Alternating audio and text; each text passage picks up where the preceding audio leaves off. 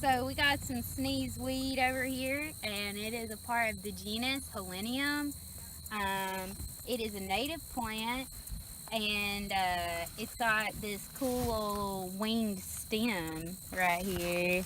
Look at that, pretty cool. Nice. And it's got alternately. Wait, I think they're alternate. Yeah. Okay.